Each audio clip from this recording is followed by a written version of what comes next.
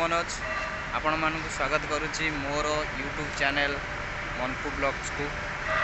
आसतु आज देखा जे चाइना रु आमर इंडिया को केमिति माल आसुची कौदे आसुची कौन आसुची। चाइना रु देखो सांग मैंने माल केमिति आसे सब आमर चाइना रु आ कंटेनर शिप रे सब चाइना रु आसियो। चाइना रु आसिकिना एड़ा कोर ये कंटेनर सब चाइना रु आसियो। चाइना रु आसिक अनलोड होइके हमर आद्रु फेर माल तैयारी होछि। एगुडा सब चाइना रु आछि बॉक्स।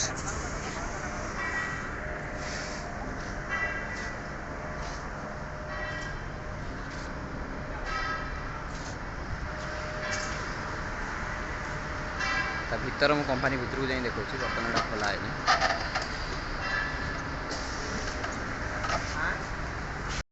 ऐसे सब माल आता है चाइना से। देखो ये लगता है इसीलिए माल रोस्ट ना हो जाए। लो किसी ने ना माल सब तो ये रोस्ट ना हो जाए इसीलिए ये दिया जाता है।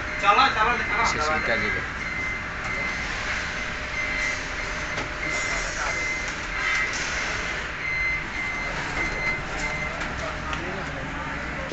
देखो आ भितर ये भाया सब माल आसो।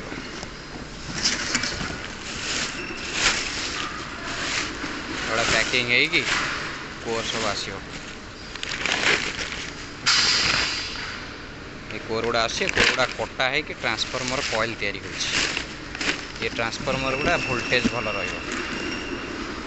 एगुड़ा हम ओडिसा रे ट्रांसफॉर्मर तैयारी होछि केवल एठी तैयारी होछि। ये सब out of state Andhra Maharashtra Karnataka और बाकी सब जगार अच्छी। ओडिसा रे प्लांट आम सब नाई कंपनी प्राय जगह ओडिसा रे हो गला। देखो सांग मैंने ये कटा है कि साइज हम युवा हूँ 200 kV ट्रांसफॉर्मर। एटा अठा पड़ी कॉल गुड़ा बांधिक रखियो बोली एफॉक्सी।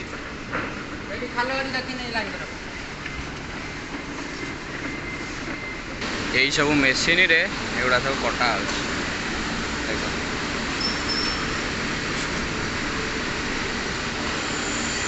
स्कूल गुड़ा सब आदि नागुचे एमती नागिक सब कटा हो।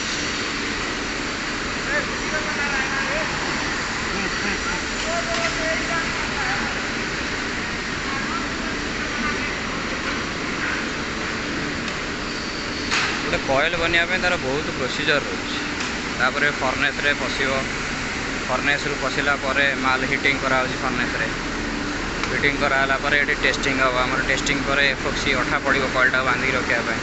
तापर एटा कंप्लीट हो कॉइल तापर एटा वाइंडिंग होगी ट्रांसफॉर्मर रे टैंकिंग हम दुनिया अच्छी प्रोसीजर तार। तापर गोटे ट्रांसफॉर्मर बनी पार।